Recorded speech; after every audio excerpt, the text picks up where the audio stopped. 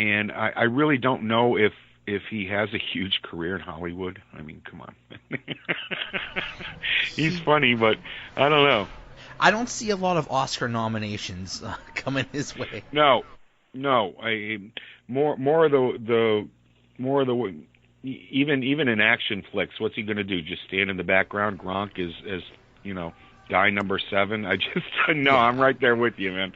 Yeah, it's a lot different doing a commercial or a cameo as opposed to actually being in a film. I don't see him and Sylvester Stallone in Expendables 8 or whatever, battling it out. I can't picture that. Perfect.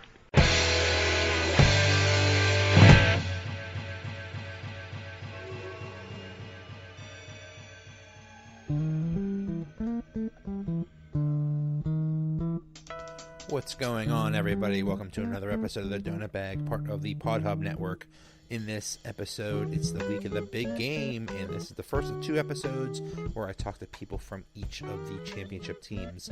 For the Patriots, I talked to Tom Murphy from DiehardBoston and One Patriots Place podcast, and for the Rams, I talked to Derek Ciapala from Rams Talk. The Donut Bag starts right now.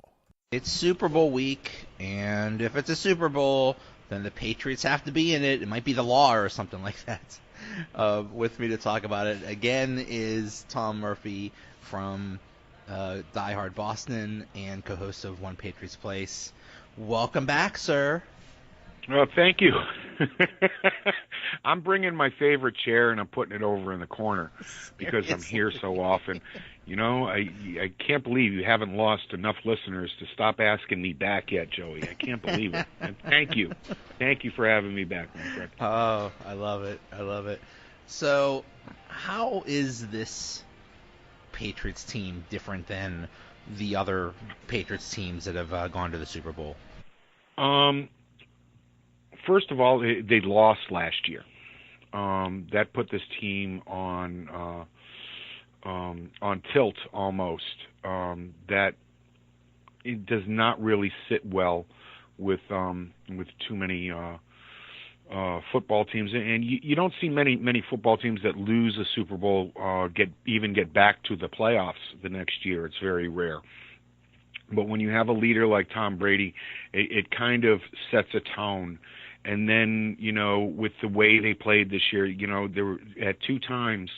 The first time in Brady's career, he lost back-to-back games twice in a season. The vultures were out, and they were circling all year. This is it. They're too old. They can't do it anymore. Tom Brady has a noodle arm. Oh, my God. Nice. And it did. Not that grown men who get paid this kind of money to play a sport should need any extra motivation, but it happens, and it does. And these guys were hearing what was being said by the national and even the local media, about the lack of talent that surrounded this team. And it brought them together. Teams often have something that will bring them together. You saw it at the beginning of the year there in Pittsburgh when Bell was holding out and asking for more money. I think that galvanized that team, especially your offensive line to a certain extent, to say, hey, man, we're still going to do this. And those things that have rung quite loudly around here, and it pushed them forward. This team went through a lot this season, from the beginning where everybody was talking about a rift between Brady and Belichick, and then on to Sony Michel missing time in the preseason, and essentially the first 4 games of the year were his preseason. Rex Burkhead missing time and then coming back later and having his preseason. Josh Gordon coming in abruptly and having to get him up to speed, and then as abruptly leaving the team and it having to switch gears again. It's been a very rough ride this season on all fronts. There's one player on this team no, I'm sorry, 2 players now on this team that were drafted in the last 2 drafts. This is a very veteran team. The last year, and it's completely because of injury, not for poor drafting. These guys were injured, and it's been piecemeal together. It's been duct taped together. It's been MacGyvered, and at the end, Tom Brady has willed this team to where it is one more time. Yeah, How honk did I sound right there? It's beautiful. It's poetic. All right. Thank you. No, it's funny. He especially, I think the whole team, and especially Brady, are very aware when people say things about them. Yep. And I wonder how much Nickel Roby Coleman basically saying bad things about Brady. I wonder how much that's going to affect the game. Is that his first name or his position? Because he's just a nickel dime back, and so I'm just not worried. Yeah. People heard about that. I talked to a good friend yesterday who is a very good friend of Tom Brady, and he assured me that yes, that was heard. Last time I saw Nickel Roby Coleman was 2 years ago, and Rob Gronkowski was burning him for a 46-yard touchdown on a rocket that Tom Brady just threw as Gronk ran past him. It takes a lot of balls for a dime back to talk that kind of shit about the greatest player that ever walked the face of the earth. And he couldn't even back up. He tried backing up from the statement a day later, and he just stepped in a bigger pot. Yep, too late. Too late. Doesn't happen. Yep, too late. Like the I don't know if you saw the local Pittsburgh station. They had a graphic of they showed Tom Brady, and on the graphic said "known cheater." Well, that guy got fired. Yeah, I heard. Come on, we've honestly, it was a terrible thing to do. It really was. But I mean, consider the fact that ESPN has done this. Yeah. All right. And some poor kid who's probably, on his first job got fired because of it. Give the kid his job back. All right. Give the kid his job back. Really, Apologize. What should have happened is don't fire the kid for making the mistake. Fire the person who oversaw that, who supervised it and allowed it to go to air. That's where the problem is. Not that some kid doing something stupid. It's the supervision. Right. Find the producer that said, yeah, okay, let's go with that, with a big grin on his face, thinking that he was getting over on somebody. But no, the poor kid who's probably has his first job in media is the one out looking for trying to get unemployment because explain that to your unemployment people. Yeah, right. I said Tom Brady was a cheater. Well, everybody on the planet says Tom Brady's a cheater. It's right. not true, right. But still. And like I said, ESPN twice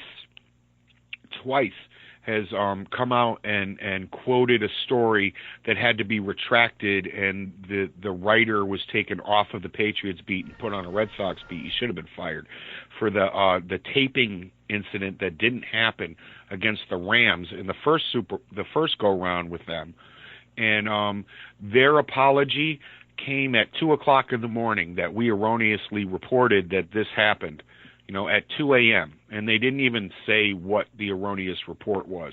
Nobody at ESPN got fired that day. This poor kid who's making, minimum frickin' wage or less is, find another scapegoat.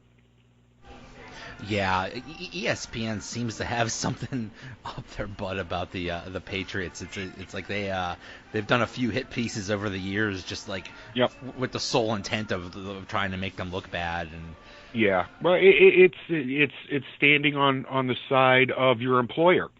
When ESPN got out of the news business and got into the entertainment business and started signing contracts with the NFL. In Major League Baseball and at the time hockey, it sold its soul to the devil. They are no longer a news organization, and they haven't been for a very long time. It's entertainment, and that's it. and all they care about is getting the viewers that they need. And it's too, they lost an entire region of viewers, because I don't know anybody that watches ESPN anymore except for when a game is on. Literally, I don't. Nobody. Yeah. Do you? I watch do your not. local?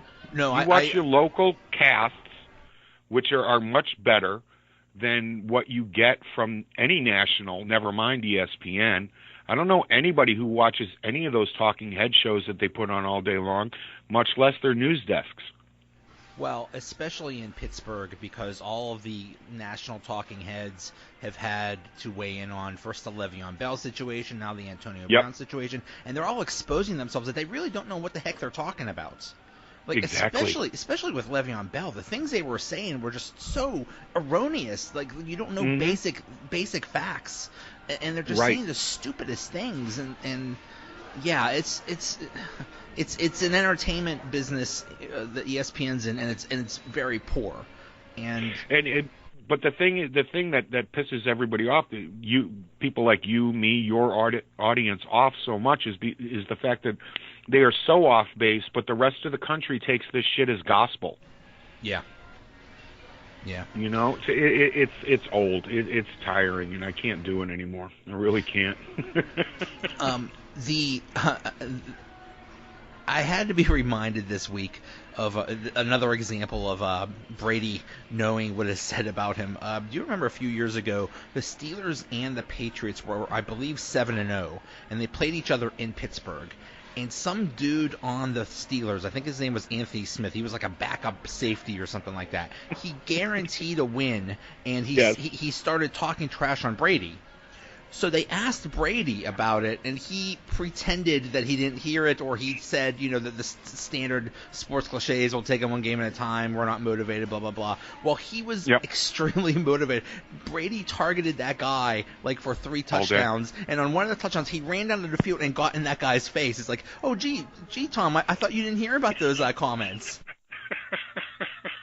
He hears everything. The beauty of Tom Brady is he's not going to give the media anything at all, ever. He's not going to give the opponents anything ever. He learned that lesson when they asked him right before the Giants Super Bowl, when the Giants said you were only going to score 17 points. And this is the most braggadocious thing that Tom Brady had ever done in his life. And he looked at the reporter and he said, "Oh, really?" With kind of a sly little grin on his face. And, they went out and they lost the game. And that was actually the last thing that you could probably point to that Tom Brady didn't say with complete respect before a football game. It's happened time and time again. He did, dude. Tom Brady eviscerated that kid that day. He picked on him mercilessly, and I think the Steelers cut him right afterwards. I don't remember. They might have, because he wasn't very good. Yeah, he wasn't very good, and he basically just caused the entire. Not that the Steelers probably had much of a chance at that game anyway, but he just basically put the nail in the coffin for that game. Right, and it happened. It's happened in other times. It happened before the Chargers game in I want to say 2014, when the Pats went out there and they were all talking smack beforehand. LT was talking smack, and they're Mr. Lights Out there. Who was the Roy junkie? It was really high, and oh shit. He did the lights out dance. Why can't I remember his name? I hate when I do that. And the Patriots ended up doing his little lights out dance on the center of their field after the win. Yeah. And that's the thing. They're going to do their talk. They're going to talk their shit, but it's going to be after the game is over with. After the game is over with. And don't think Tom Brady never forgot when oh man, I'm doing it again. You mad bro? After the you mad bro frickin' comment, and those things stick with him. Oh, the Seattle guy. Was it Sherman? Yes, it was Richard Sherman. Thank you very much. I'm sorry, people. I do that. I'm old and senile, and I've been hitting the head with a lot of fastballs over the years. When Sherman did that, he remembered that, and in the end, there it was, Tom Brady beating the Seahawks in the Super Bowl.